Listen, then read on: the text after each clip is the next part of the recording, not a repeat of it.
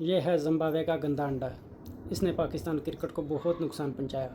ये वीडियो पूरी देखें, फुल हिस्ट्री आपको पता चल जाएगा मैच रेफरी के बारे में। अब आपको बताते हैं कि पाइक्राफ्ट हैं कौन। जिम्बाब्वे से ताल्लुक रखने वाले मैच रेफरी एंडी पाइक्राफ्ट ने माजी में हमेशा पाकिस्तान क्रिकेट के लिए विलन का किरदार अदा किया। मुतादिद खिलाड़ियों के एक्शन पाइक्राफ्ट ने ही रिपोर्ट किए।